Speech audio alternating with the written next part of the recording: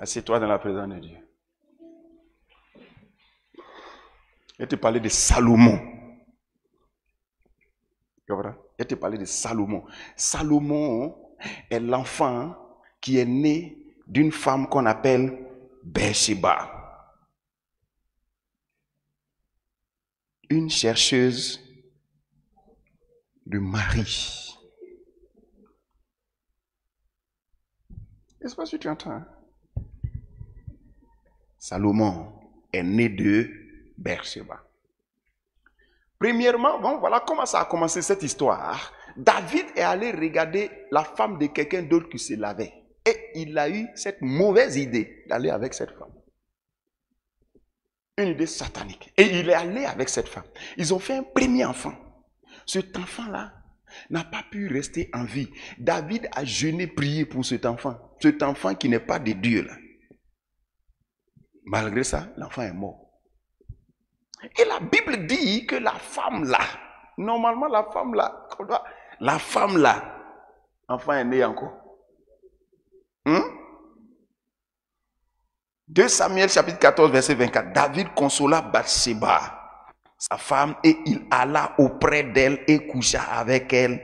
Elle enfanta un fils qu'il appela Salomon et qui fut aimé de l'Éternel. Tu peux comprendre ça? Salomon. Tu comprends? Voilà la femme là. Après, quand on l'a mariée, c'est une femme adultère. Bon, écoute. Mais quand on a rétabli, on l'a fait naître quelqu'un. Quand on l'a rétabli, on a fait naître quelqu'un. Nous, on pourrait dire que Salomon n'est pas un bon enfant. Mais pourquoi on dit que Salomon est un bon enfant? Parce que le passé là, le passé est obscur. Hein? Il y a eu mort d'homme. Il y a eu d'abord adultère, ensuite mort d'homme. Quelqu'un entend?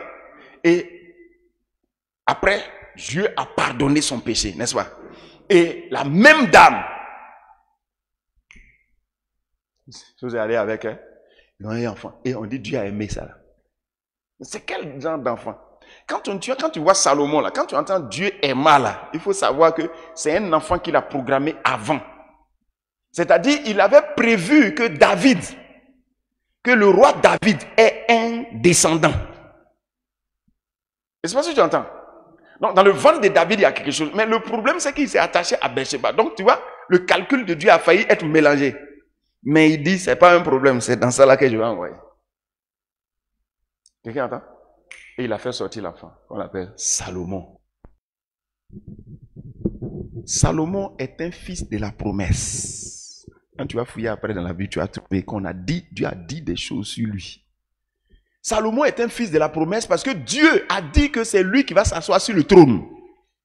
Tu entends? Vous entendez ça? Donc le jour où Adonijah voulait prendre le pouvoir, Bathsheba est allé répéter la parole là à Salomon. Pour lui dire, il faut faire attention. Tu avais dit que Dieu t'a dit. Hein? Tu m'avais dit que c'est lui là qui allait s'asseoir sur le trône. C'est pas ça? 1 Roi chapitre 1, verset 1. Bathsheba s'inclina et se prosterna devant le roi et dit, le roi lui dit, qu'as-tu? Elle dit, mon Seigneur, tu as juré à ta servante par l'Éternel, tu entends? Par l'Éternel, ton Dieu, en disant, Salomon, ton fils, régnera après moi et il s'assera sur mon trône. Tu entends? Et maintenant, voici, Adonijah règne. Est-ce que tu comprends? Tu comprends tout de suite que c'est ce qui voulait faillir arriver à notre père Isaac.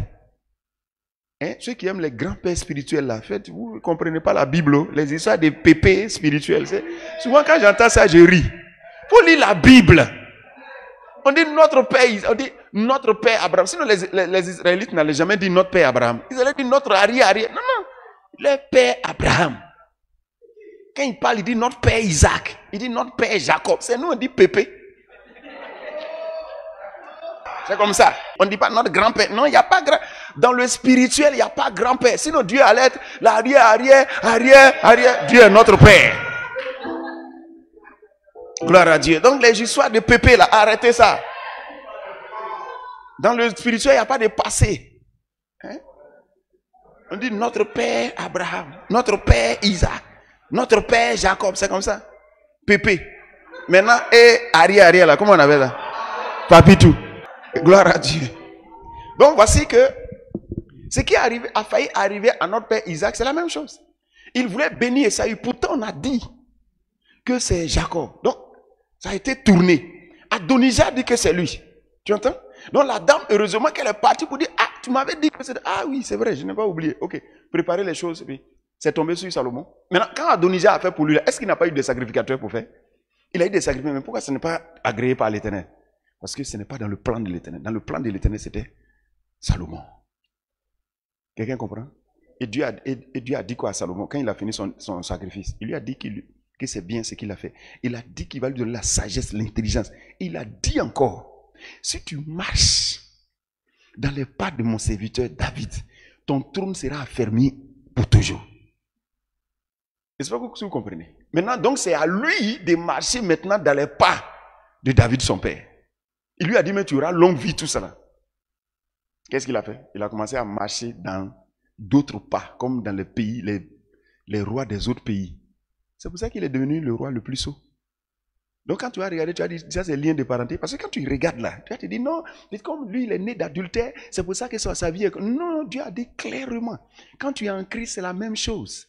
Là, tu es un enfant de la promesse, avec déjà un plan pour toi. Les démons de ta famille ne peuvent rien faire. Tu as été intronisé, c'est toi on a choisi. Pourtant, tu étais né de choses. Mais en Christ, qu'est-ce que tu es en train, qu'est-ce que tu entends? En Christ, il t'a fait naître de nouveau. Donc tu es mort comme le premier enfant. Tu es né de nouveau comme Salomon. Tu entends? Donc tu vois, il y a deux enfants. Il y a un autre qui est mort et puis il y a un autre qui vit. Du même ventre. Tu entends ça? Du même ventre. Un est mort, un autre. Or que toi, ce n'est pas deux. C'est la même personne qui est morte. Tu n'es plus de cette lignée. Maintenant, toi le même. On t'a pris pour faire un nouveau enfant. Donc tu es comme Salomon qui est sur le trône. Maintenant on te dit, marche dans les voies tracées pour toi. Si tu marches dans les voies non tracées pour toi, tu auras des problèmes sur la terre. Tu auras des problèmes sur la terre. Je vais te poser une question. Salomon là, quand Jésus-Christ est ressuscité d'entre les morts, tous ceux qu'il a libérés là, Salomon est libéré ou bien Salomon est resté en enfer? Salomon est libéré. Donc tu comprends, non? Je vais te dire simplement qu'il faut que tu comprennes. Tu auras des problèmes sur la terre si tu ne veux pas marcher dans les voies de Dieu, en tant que nouvelle créature. Tu es né de nouveau, ton nom est écrit, tu t'appelles enfant de Dieu. Mais si tu as décidé de marcher comme tes parents, tu auras les mêmes problèmes. Ça ne veut pas dire que c'est lien, ça veut dire que ce sont tes œuvres, ce sont tes pas qui sont en train d'entraîner ça. Si tu dis que c'est lien, alors tu n'es jamais né de nouveau. Ça peut aller? Gloire à Dieu. Si Salomon dit que non, c'est parce qu'il est né d'adultère qu'il est comme ça, ça veut dire qu'il ne sait pas ce que Dieu a dit à son serviteur. Non. Nouvelle créature, nouvelle histoire. Tu as compris ce que je suis en train de dire là? Ça peut aller? Vous avez compris ça? Donc quand vous êtes maintenant en Christ, donc j'ai essayé de prendre l'image de l'Ancien Testament pour vous expliquer. Maintenant revenons à la réalité. À la réalité, parce que tout cela on dit que c'est l'ombre. Maintenant la réalité se trouve en Christ. Lorsque vous croyez en Jésus-Christ, vous êtes né maintenant de Dieu. Vous êtes né quoi? De Dieu. Vous ressemblez à l'ancienne personne, mais vous n'êtes pas la même personne. C'est pourquoi j'ai dit le même. De l'autre côté, même ventre. Toi, c'est le même, mais tu es nouveau. L'autre dit que si je vis maintenant, je vis dans la foi au Fils de Dieu. Il dit si je vis, ce n'est plus moi qui vis. Tu vois, tu peux me voir, mais ce n'est plus moi. Ce n'est pas l'ancien, c'est le nouveau. Quelqu'un entend? Même dans mon sang, c'est même pas mon sang de maman et de papa. Je suis le fruit de l'œuvre de Jésus-Christ, né de Dieu. Tu entends? Pourtant, j'ai du sang, mais je ne suis pas né du sang d'homme. Je suis né du sang de Dieu. Quel sang? Le sang de Jésus. Le sang de Jésus, c'est quoi? Parce que tu peux voir ça rouge comme ça. Mais le sang de Jésus, c'est la parole de Dieu. Le sang de Jésus, c'est la parole de Dieu. C'est pour ça qu'un enfant de Dieu qui ne mange pas la parole de Dieu, il met son sang en danger. Parce que quand on dit c'est la parole de Dieu, là, ça veut dire que c'est une matière qui est capable de prendre c'est une matière qui est capable de prendre l'identité de la parole de Dieu que tu crois. Quand tu n'as pas de parole, ça devient comme un sang ordinaire. Ok, c'est pas un sang ordinaire, hein, mais quand tu commences à te nourrir de la parole, ça change son identité. J'espère que tu entends. C'est clair, non? C'est pour ça qu'il faut savoir qui tu es. Et il faut être ferme sur ce que tu es. Et ça deviendra réalité. La parole est devenue chair et sang. Ça a habité au milieu de nous. Ce que tu es est écrit. Ce que tu es est écrit. La chrétienté, c'est ça. C'est cette vie-là que Jésus est venu faire. Sinon, ce n'est pas ce qu'on fait comme des brouillardises autour. Là. Non, ce n'est pas ça. Il y a d'abord ça. Le nerf de la chrétienté, c'est d'abord ça. Ensuite, tout le reste. Le nerf, c'est ça. Qui es-tu? En Christ. Votre journée est fortement bénie. Hein? Gloire à Dieu. Alors ce matin, tu porteras beaucoup de fruits. Tu vas voir que cette journée-là, si tu avais l'habitude de faire des crises, cette journée, c'est 0 crise. Si tu avais souvent l'habitude, on dit ta tête chauffe, ton oreille chauffe, tes dents chauffent, tes pieds chauffent, 0 chauffage.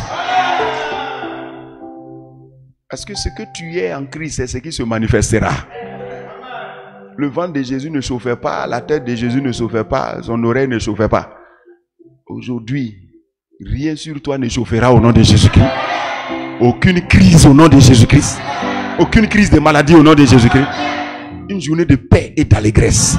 Et une journée de joie. Sois en paix, on a fini.